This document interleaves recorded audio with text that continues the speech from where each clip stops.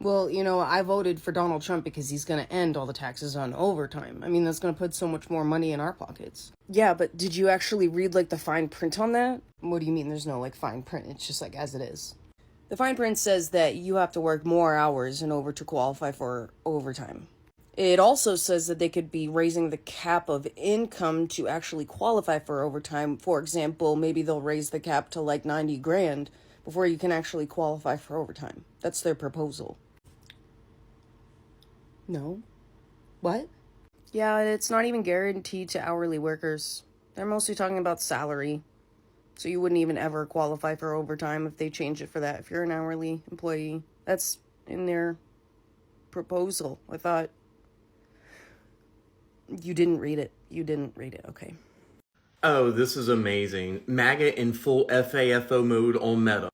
They recently introduced community notes over fact-checking because they want to try and spin narratives online and basically guide us to decision. Well, people are getting destroyed that are MAGA. This is just a post basically promoting a Jason Aldean concert when the entire comment section is destroying him for being a Trump supporter and how bad his music is. Which they are not wrong, dude. This guy's music sucks. But it turns out MAGA isn't quite as popular as they thought they were. Guys, you're just not getting 60% of America to all of a sudden start supporting your insanity and lunacy. You guys got 5 million votes thrown out. And that's how you got here. You're not popular. Nobody likes your music, Jason. I bet freaking Tom McDonald's more popular than this clown. And that's really a low bar to clear. But glad to see things aren't working out for MAGA like they thought it would. Peace. Ready for the ultimate fuck around and find out? Here it comes. Watch this, and then we'll discuss. I need your help to save my farm and many other farms. I wanted to give you guys Okay, this Jethro is experiencing the ultimate MAGA FAFO moment. I don't know if you've seen his videos, but he's posted a couple of videos where he's basically come on here and he said, I voted for Trump because, well, in a nutshell, because he loves Trump's hate agenda. He doesn't like the fact that immigrants are coming here and taking money from the government. Taking money from the government is evil. You should pull up your own bootstraps and work. So in the next sentence, he comes out and he says, I voted for Trump and Trump took away my government subsidy that helped my farm stay in business. So send me money. Trump took away the government subsidy that Biden put in place that kept me in business. Now that Trump took it away, I need your help. Send me money. So my question to you is, do we send this Jethro money? I mean, he is now getting the bill for his hate agenda. His hate agenda comes with a price.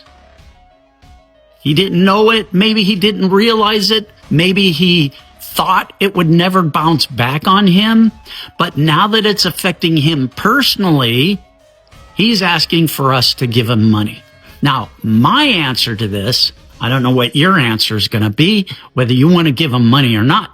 But my answer is, from me, you get fucko.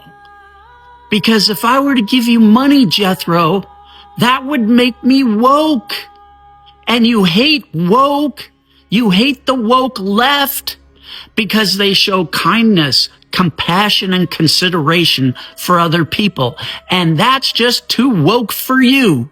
So I'm going to live by your standard. And I'm not going to be woke, which means I'm not going to give you one red fucking cent, because that's what I feel you fucking deserve. What about the rest of you? What say you? Do you give them money?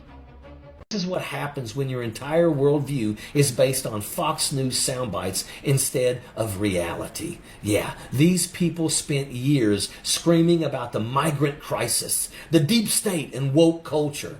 But now they're getting smacked in the face with actual consequences.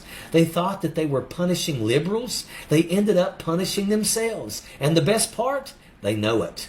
You can hear it in their voices, that creeping realization that they've been played too little, too late. If you want to talk about government waste, start with Elon Musk's fat defense contracts at the Pentagon. That's a fact. While Republicans are out here crying about budget cuts, Musk is raking in billions in taxpayer dollars for Starlink, SpaceX, for his government-funded cyber trucks that look like Hot Wheels rejects, and somehow nobody on the right wants to call that welfare. And let's talk a little bit about how he got away with this. Because Musk didn't just eliminate government waste. He eliminated the agencies that could hold him accountable.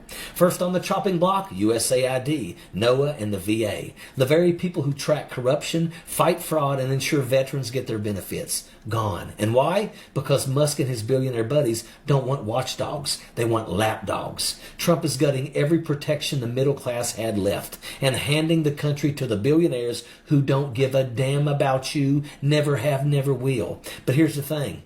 This is what you voted for. Your pastors, your MAGA cult leaders, your right-wing media grifters all told you that this was the right path, and you ate it up. You mocked us when we warned you. You laughed while your party gutted democracy. And now that your own jobs, your own benefits, your own security are on the chopping block, now you want sympathy. You can't find it in a dictionary, but once again, you can between and syphilis. Your 401ks are about to do a nosedive. Your rural hospitals will close. Your farms will go under. Your kids' school will lose funding. Your VA benefits are on the chopping block. Your Social Security is next. And you're going to be standing there, spinning around like a chicken with its head cut off, wondering what the hell happened.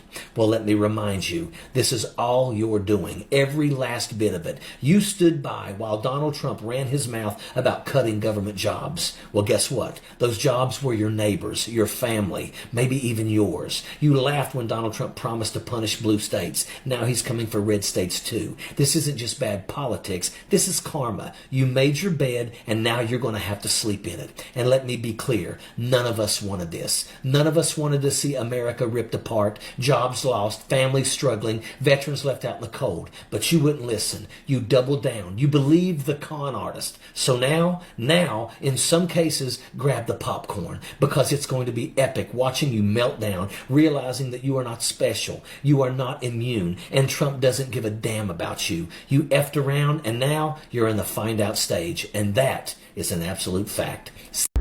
What a beautiful morning. So grateful that Trump got in office. Life is going to be so much easier again. A few moments later. So I just got the quote from the dentist in Mexico I've been looking to go see, because no offense to my current dentist in the United States, I love him. He does a really great job, and I wish I could go to him. I just can't afford dental care in the United States. Own the libs. Are you winning yet? No, because you played yourself. These are the females who lack the spine and the courage to step into a private voting booth and vote to safeguard their own rights as women.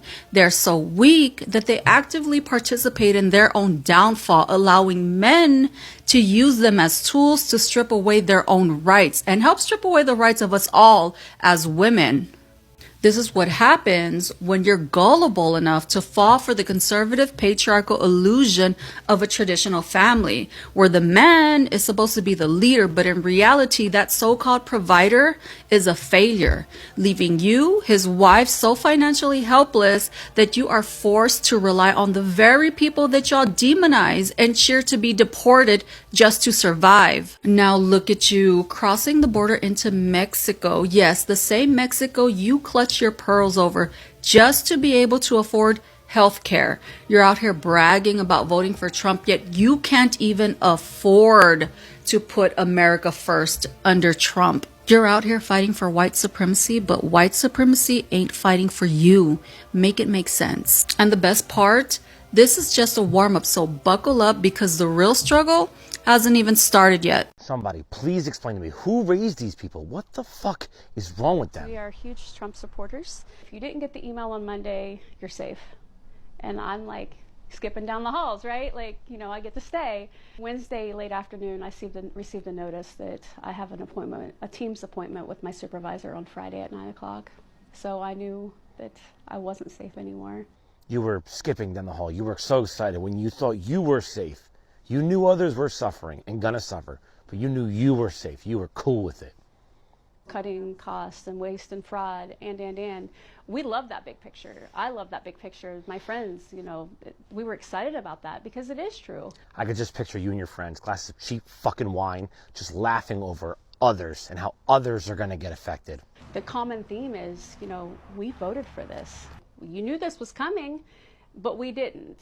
Like, nobody that I've talked to understood the devastation that having this administration in office would do to our lives, but other people that we love and care about too within the Mid-Ohio Valley. There it is. It's only when you're affected that you actually feel bad about something. You don't have any regrets for everyone else. It's that you got affected. You're despicable. You're disgusting. How does it feel? It's hard. It's wrecking. Good. Wait, Trumpers, I just thought of something for you. New little saying that you can throw around. Your bank account, Trump's choice. Enjoy.